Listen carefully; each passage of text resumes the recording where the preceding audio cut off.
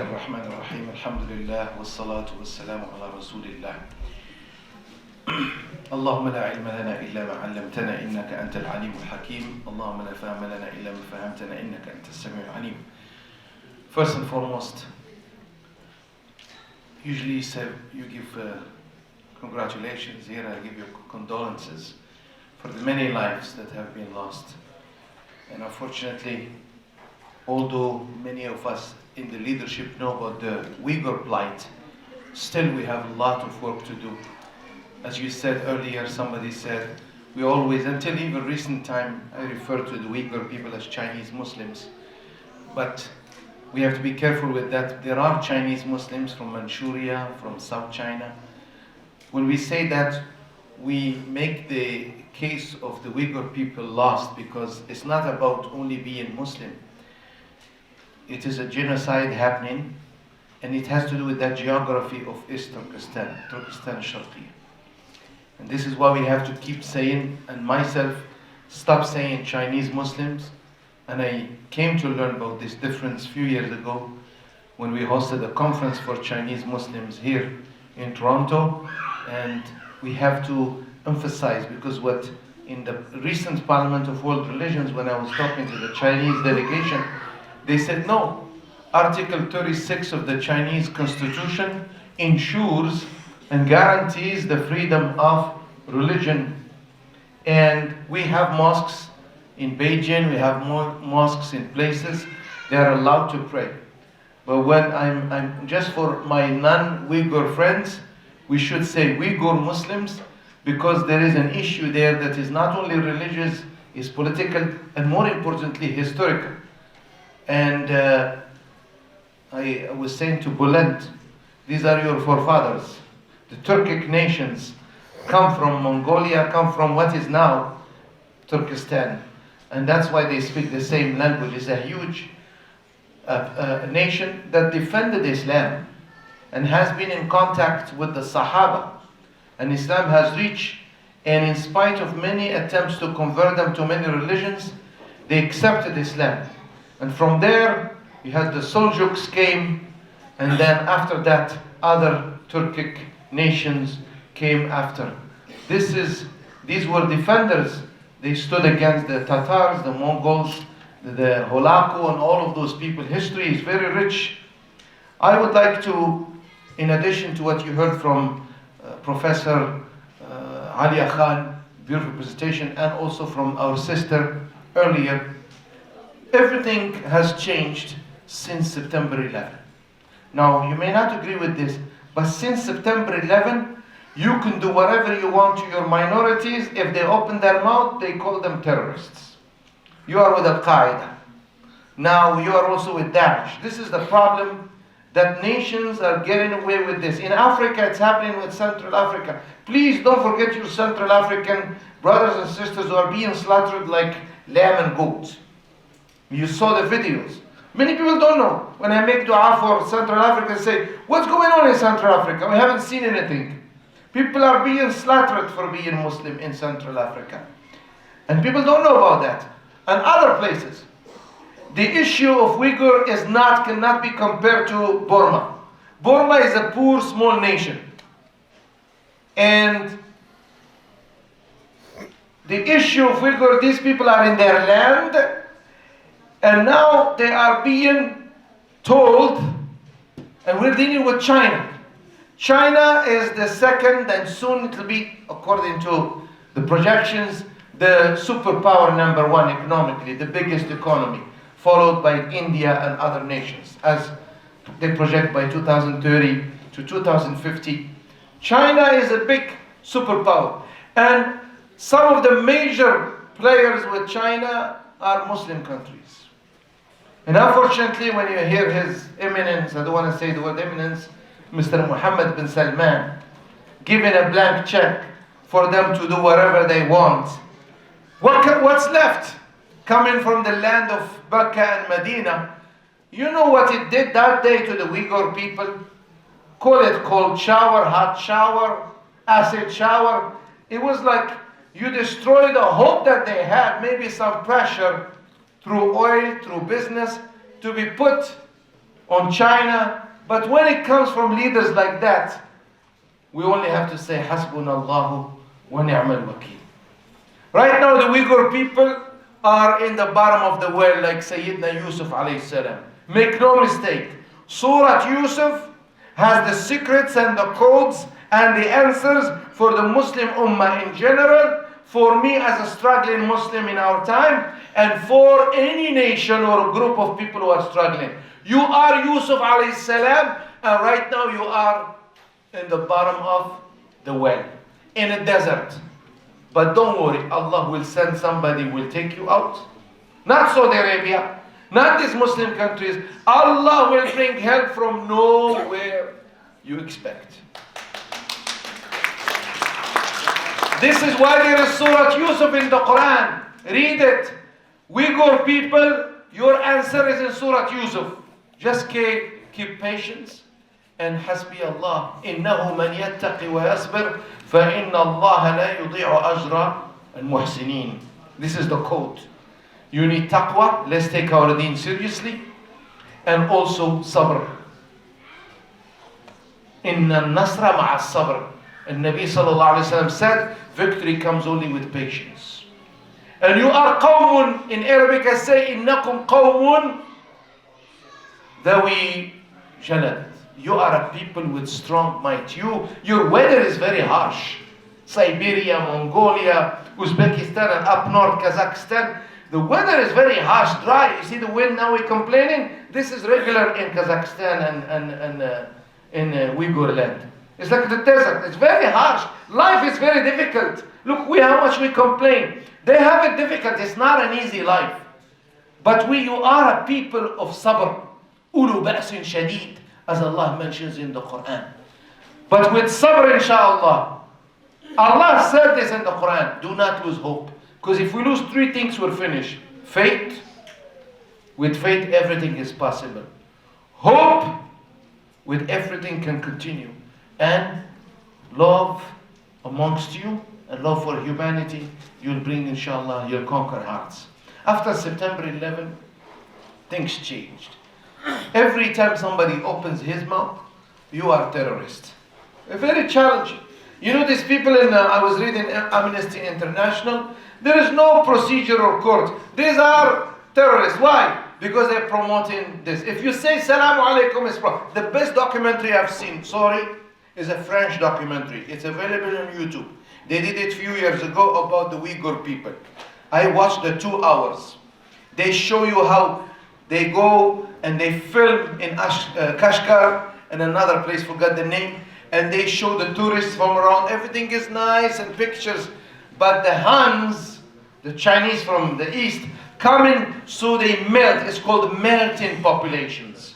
It's like salt in water, to make them lose the identity. And also, very bad thing, I'm just talking about some facts that probably were not mentioned in detail. Something they call the de-intellectualization of Uyghur people.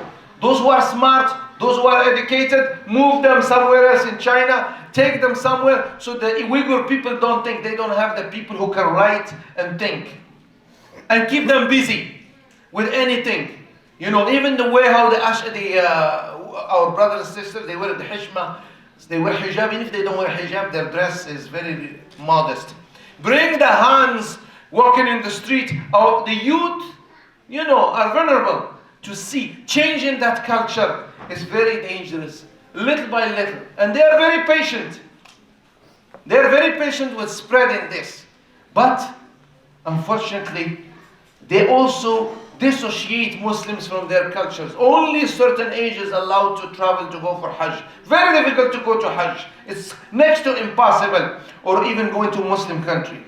The other thing, exactly what the Mongols did. Brainwashing children. Marxist, Leninism, and Marxist ideas in school. When you hear that over and over and over and over and over, subhanallah, and no Islamic schools are allowed. Any display of Islamic identity is considered a threat. Although Article 36 of the Chinese constitutions guarantees the religious practice of all So the people are not treated fairly, but as I said, and you heard, over 1 million and counting, they are in concentration camps. They are forced to do things. You saw the satellite pictures, even Americans show those things, but nobody's doing things because they call it national interests. Everything is about money. Money is the God being worshipped, and people are closing their eyes, including so-called Muslim countries. This is the challenge. Also, another thing I have found, Masahif, the Quran, if they catch somebody selling or bringing into the country, it's like a crime. Women are not allowed to wear hijab. Beard is a threat. Some women choose to cover. Fasting is not allowed. Gatherings, religious, or anything that seems to be a threat to a nation. And of course, forcing children to join government schools that force them to break their fast in the month of Ramadan, and eating pork, and also Muslims being cremated. Muslims, they bury their dead, but they are forced to cremate. Many Muslim Uyghur were cremated, forced to burn their dead instead of burying them. We don't practice that, but this is very, very sad that people are even allowed to perform janazah for their dead. Even the dead has no right. And also taking the old heritage homes of the Kashgar. It used to be, in the Silk Road, was a place known for business. It was like the New York at one time of the Silk Road. Right now, all those, renovating those homes, unbelievable, unfortunately, oppression. Also, the adhan, trying to change the adhan, the call to prayer, playing with the words, family, limiting numbers of children, all of this, trying to enforce khutbahs, changing the content of khutbahs in the name of fighting terrorism. This since 9/11, since September 11, 2001, these things have increased. Unfortunately, the Uyghur person has lost his very fundamental rights, and still nobody says anything. What really irritates me, when they were in 2000 and when was the cartoon controversy in Denmark? A few years ago. Muslims went every street and burning and getting excited and Allahu Akbar and we're going to defend Rasulullah. Where are those protests? Where are those millions of people? I didn't go to no protest because I had a way to protest against the cartoons. There is a different way. Like my mother says, when the dog barks, go the other way. Because you just be giving them. The problem is, we get excited about the cartoons. Isn't the blood of these Uyghur Muslims more important? Or if we want to be angry for the cartoons, why aren't we angry for these people? I'm just wondering, where are those millions of people who went in the streets of the Arab world and the Muslim world protesting against Denmark? Or because Denmark is a small country, China we can't handle. If we are treating China as being God, then we have not understood what Tawheed is all about. La ilaha illallah. We cannot make exception. There is no God but Allah. Whether it's Denmark or Russia or China, we have to speak the truth. And we are in a free country. We can say these things. I know it's hard in Muslim countries to do it, but we have. So that's why when I come to action plan, some of the things I would like to suggest to you, and I'm a very pragmatic person and I'm very practical. We have to define what can we do and what we cannot do. The problem is there are many things we want to do, but we know for a fact that they are not deliverables. We can't achieve them. So what are the things we're asking you, the Uyghur task force, help us to help you in what we can help the people of Turkestan. This is very important. We need to know what we can do. The problem, if this, I cannot carry it, then I should not think of carrying it. I have to think of other ways to move this podium from here to there. We have to have an action plan. That's why we have to define what we can and what we cannot as a task force. Give us ABCs. This is what we can do. Don't tell us we have to do something. It's very, very ambiguous. We have to be goal-oriented. Even the little things like Sister Dr. Alia said, we have to start. She gave us an action. Yes, we're going to go right. Probably it's going to be 1%, 2%, 10%, but at least it's something we can achieve. This is action plan. But yes, we have to do, in addition to the dua, we have to do something. Number 3 I want to add is we have to protest. Number 2, sorry, we have to protest. We have to organize, protest, we have to be present. In Canada now has a big problem with China. At least Allah will not ask me what's happening in the United States, but He will ask me, have you done anything in Canada? So since we're here in Canada, let's do something at least and create a good model of awareness which can be copied in other countries.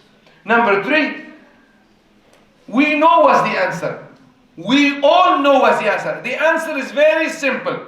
Muslim nations, especially Muslim nations that do business with China, such as Iran and Saudi Arabia and the Gulf countries and Egypt and all that, they should take action. They should put pressure. But are they interested? When I see the students, Uyghur students being expelled from Al-Azhar al-Sharif, have you heard of that? So, it's not. When I see that Mr. MBS making a statement like that, what's left?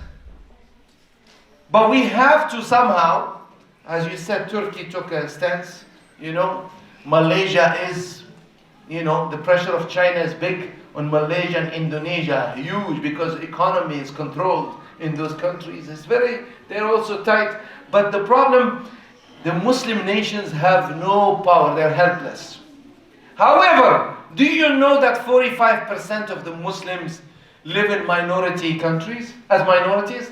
We always think Muslim world. Muslim world is made of 55% in so-called Muslim countries, but 45% they live outside Muslim countries, including India, including here in Canada, United States, scattered, and they are educated, very educated. So 45% with a high education and better economical situation can make a big difference if it's coordinated. So if we have a task force in Canada, communicating with task force in US, and all this, don't think of us as being minority. We are a huge minority. If we can't do anything in Muslim countries, except in places like Turkey and some countries that don't have Chinese influence, which is very hard to find these days, at least the 45% need coordination. All we can do as non-Uyghur, although we are Uyghur by heart, some of us are related because of our Turkish, somewhere we have connection from forefathers, but Islam is more powerful than blood. However, we can somehow connect, we can help you. If you have to take leadership. You know the language, you have relatives like this sister, she spoke a different language, but she touched our heart because her soul was speaking to us.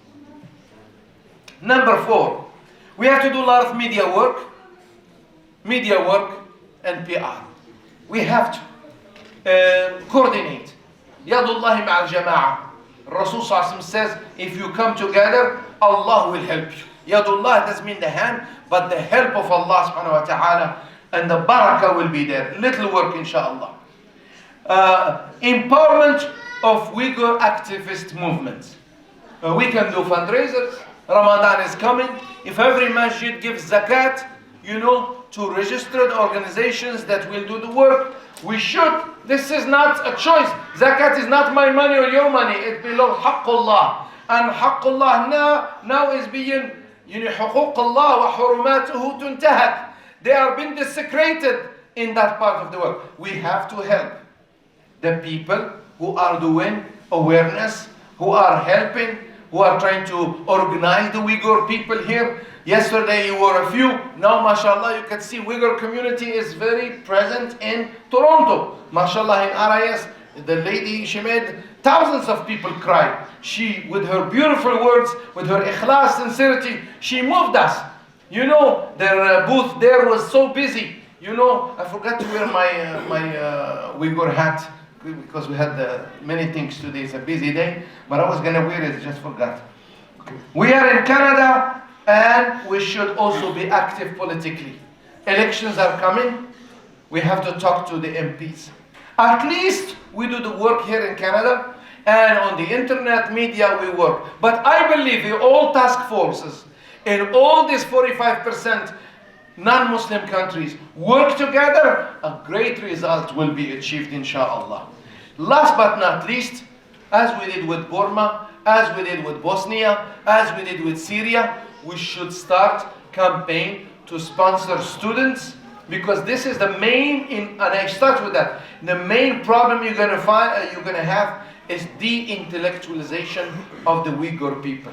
When they have nobody to speak, when you take their aql, their intellect, their education, we need to sponsor, create scholarship funds for students, and also start sponsoring refugees. And inshallah, very soon in Canada, they will be able to say it's a genocide happening there. It's not an easy thing, but you know what? Inna ma'al usri yusra, inna ma'al usri yusra. With every difficulty comes ease. Inshallah, we have to take our deen seriously, and we have to take our brothers. Man lam yahtamma bi umuri al-muslimin falasa minhum. As we heard from the Prophet ﷺ, whoever doesn't care for what's happening to the Muslims, he's not one of them. May Allah make it easy for them. May Allah bring inna nasra ma'a sabr. May Allah bring this. You see, Tibet has the same problem, different, but they have the same problem. China is not going to let go. But China's power is economy, and unless Chinese can wake up and reread this, it's going to be hard. But you know what? La ilaha illallah. That's all we have to say. Hasbunallah wa ni'mal wakeel. Jazakumullah khair wa assalamu alaikum wa rahmatullah.